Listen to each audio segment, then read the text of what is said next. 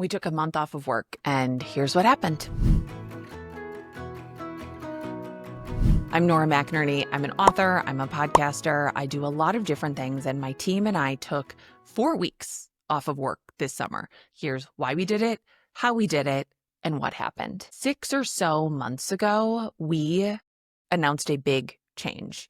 After 8 years of making a very meaningful, labor-intensive narrative podcast called Terrible Thanks for Asking, we were making some changes that we needed to make. We needed to make a change of pace, a change of topic, a change of process. We needed to change everything, and these changes were long overdue. We all needed to simplify, all of us, and that's what we did. We shut down our Patreon and our Apple Plus, and we moved all of the archives of our podcast, all the ad-free episodes, everything over to my Substack. We changed the format of the show from a narrative podcast to a call-in format. We changed the name from Terrible Thanks for Asking to just Thanks for Asking. We changed the production schedule. We stopped making another show that we loved, a daily show called It's Going to Be Okay, because there was just no way to make it financially viable anymore. Not without a major sponsor that we didn't have anymore, and that honestly, we did not have the time or energy to pursue. This meant that the workload got smaller. This meant that the revenue got smaller. This meant that the team got smaller. And the choice to do less in a market and a culture that demands more was really frightening. It was really frightening, but we made it anyway because it was the right thing to do and because it was long overdue. I have been hustling for as long as I can remember, but in earnest, definitely the last 10 years have just been a blur of being on a hamster wheel. I have written 5 books under my own name. I have collaborated with several authors to publish their own books. I've written and sold screenplays. I have spoken on many, many stages over the years. I have created several podcasts and hosted almost all of them. I just never turned off. And if I was hustling, then it meant to work with me, you also had to hustle. We had a machine to feed, and the machine was always hungry, and I had a lot of ideas and I needed them executed right now. I was always stressed, and I was always passing that stress on to other people. But at some point you get tired. I was tired. The team was tired. What's left of the team was tired. Plenty of people have burned out and moved on to less stressful pastures, and I don't blame them one bit. But doing less didn't just feel scary. It felt unnatural. And honestly, I did not know how to do less. When your homeostasis is constant turbulence, it is hard to trust a smooth ride. But every year I choose a theme. I try to make a vision board that goes with that theme. I try to live up to that theme. And this year's theme was less. And I am living, loving, and laughing that theme like I am a fake hand-painted sign from TJ Maxx. I really am. Now, if this were a corporate email and you were like my stakeholders, which kind of you are, I would be sending out a very formal email, and it would be, first half 2025, here are some stats, here are some graphs. I don't have those. I don't have charts or graphs, but I do have a few bullet points, a few general updates for how this year has gone for the team and I since we made this change. Grace actually left us in January. She went and got a corporate job, like a real job, and we wished her the best. And a few months later, I saw her post this on her Substack. And I reached out and I said, you can come back. And she said, really? And now she is back, and she is just sprinkling that grace magic on everything she touches. She edits these videos. She does she just works on everything. She makes everything like 50% better. She's so funny. She is so smart.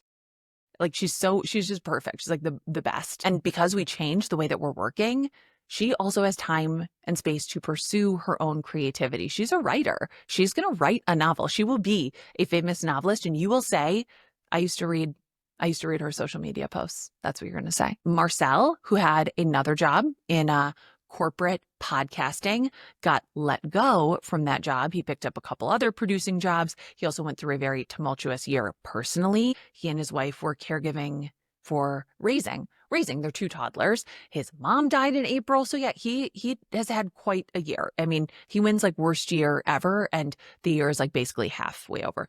Me, I don't really need to update you because all I ever do is talk about myself. But the point of being independent, the point of not belonging to a, corporate podcast network, the point of making all these changes is to have our lives be as peaceful and humane as possible. The point is to be able to tell Marcel that work really doesn't matter that much. I mean, deadlines are just simply not that important, and he should take the time to take care of himself, take care of his grief, take care of his family. The point is that Grace has time to also write a novel, that she's not pouring all of her time and all of her creative energy into a podcast and into YouTube videos for me, that she has like the time and space and creative energy to sow her own creative ideas. The point is having a job, yes, being able to pay our bills, and also being able to have a life. The point is not to put ourselves back in a position where we are grinding and grinding and grinding, trying to get more content, get more numbers so we can lure in more advertisers who always want bigger and bigger numbers while paying less and less. And transparently, between us, shutting down Patreon, shutting down Apple Plus, that transfer over to Substack, we did lose about 50% of our subscriber revenue. We did. That's just the facts. We did. And I still feel 100% less stressed. I really do. That is not to say that I don't have any stress. I was just operating at an above 100% stress level before. I have to believe that less is more, even if it doesn't make more money. So how do we take a summer break? We worked ahead. We planned to take these 4 weeks. So we stacked interviews, we wrote posts, we edited audio. We got 4 weeks ahead of our work so we could take a break. And now we are back. Now I am back. I spent 4 weeks in Europe with my family. It was truly the trip of a lifetime because we will never in our lifetimes have this much time to spend with each other. And that is not hyperbolic. Our family is really at an inflection point. This summer, our oldest started medical school, and our daughter is applying to nursing school right now. Those are big kids. Those are adult kids. We still have 2 kids in the home. We've got more time with them. But when it came to time together as a family of 6, an extended amount of time to spend together, it really was now or never. So the idea for this started years ago. Saving for it started years ago. The planning I outsourced to a travel advisor. She's on Instagram at sam.plans.trips. I've used her for over a year now for trips of all sizes, but there was no way that I was going to plan this. There's no way I was going to book these flights, all these sort of like complicated moves. I was not going to do it. When I book a flight, often the flight doesn't happen. Somebody doesn't get on the plane because I forgot to buy them a ticket. Like there's just too many things. She's an expert. She knows what she's doing. She chose to do this job because she's good at it and she likes it. And I know my strengths and I know my weaknesses. 4 weeks. 4 weeks we spent going through Europe. We spent a week in Italy as just the 6 of us. Then my husband's parents joined us and we took a 2-week Mediterranean cruise. I am the least likely person you would ever see on a cruise, but I did it. I have thoughts for another time. My husband's parents and our oldest son, Ian, went back home. Ian started medical school. My niece met us in Portugal where the cruise ended, and we spent a few days in Portugal and we spent a few days in Ireland, and then the month was over and it was time to come home. So for 4 weeks, I didn't bring a computer. I brought an iPad with no email on it. I read a bunch of books, ton of books, made a video about that already. I didn't write. I mean, I had a notebook. So if I had like a really burning idea, I could write in a notebook. I didn't email. I didn't strategize. I did not take any business calls. It was so good. It was so good. It was so good. But before I went, that idea just felt so scary. And that's because I am a worker. I am a hustler, baby. I am built to do. I am wired to want to produce, to want to do a good job. From the first time I clocked in at my first job, which was the local consignment store, work has been more than just a source of income. It didn't matter whether I was, ringing someone up as a cashier at I wish I could name the consignment store. I think I probably could, but who really cares? Anyways, apologies if you consigned anything in South Minneapolis during like the summer of 1998. I was like a 14-year-old girl who had never heard of name brands outside of Abercrombie and liked things cropped, hot pink and tight. And so if you brought me like a tasteful St. John blazer, I was like, oh, who would want this? Like, sorry.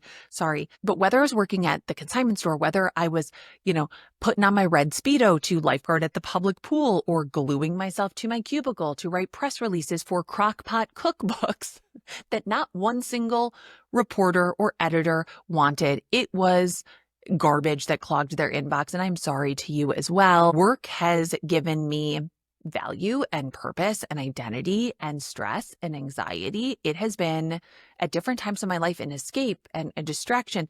And work has been an addiction for me, truly. Now, I love to work because I love my work, but work became my entire life. I have lost track of the number of family events I missed out on or attended in body only because I was on my phone or even my laptop. But at the time, I was just like, I'm important.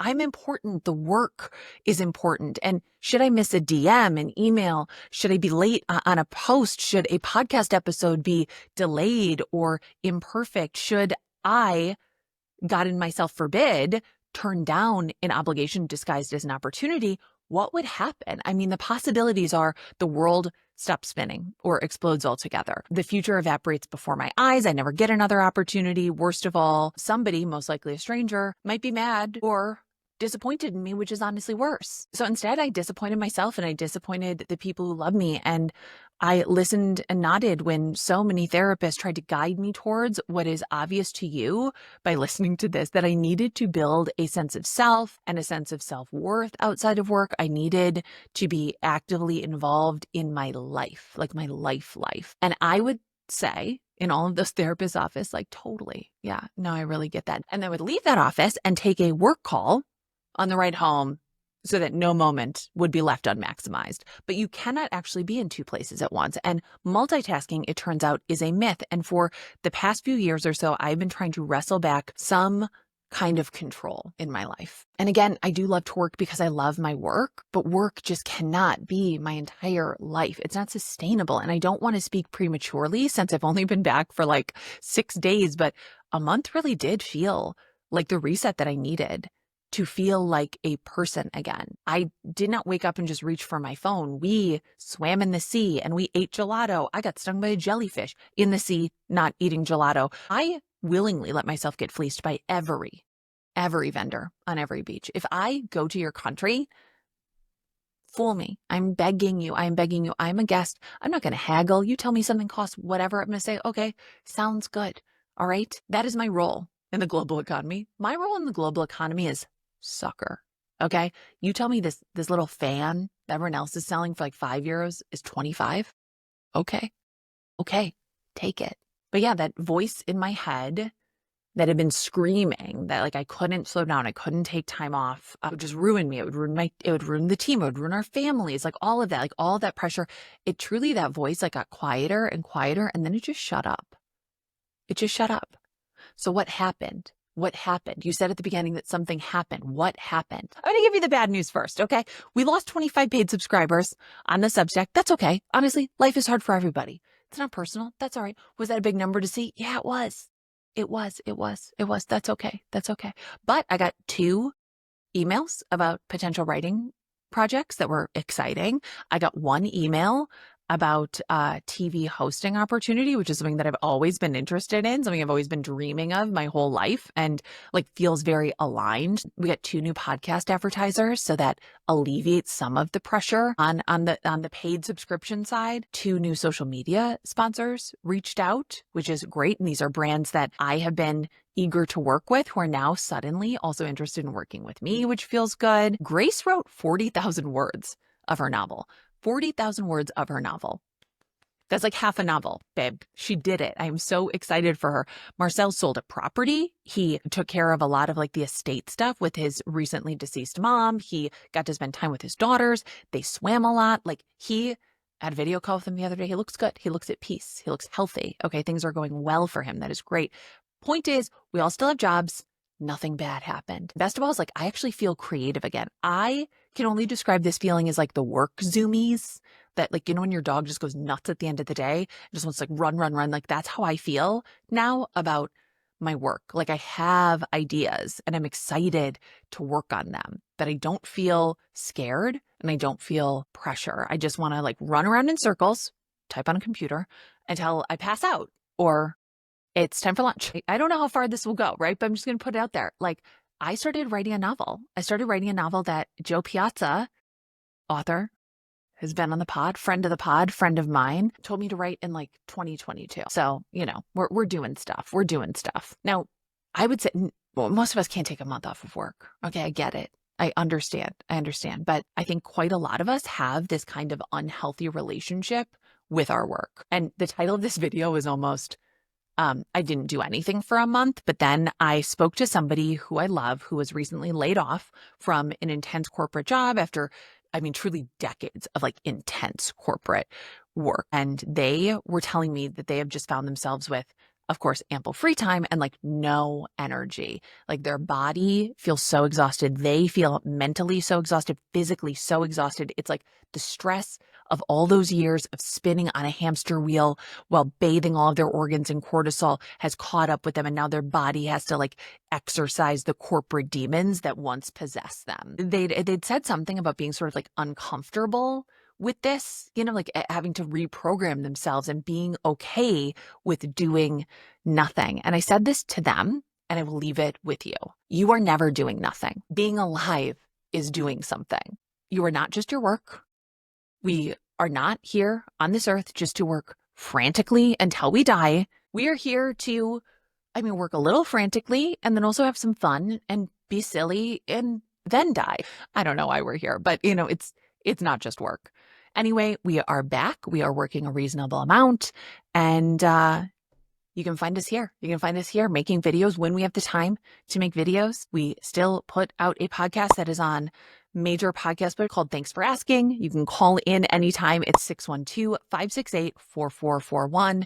If you want more of my writing, if you want ad-free episodes of the podcast, you can subscribe at noraborealis.substack.com. All of that is always linked in the episode description, but would love to hear about your relationship with work, if you have taken any kind of sabbatical, and I guess just those two things. Thanks for being here. I'm Nora McInerny. Grace Berry edited this video. Thank you, Grace. And we'll see you soon.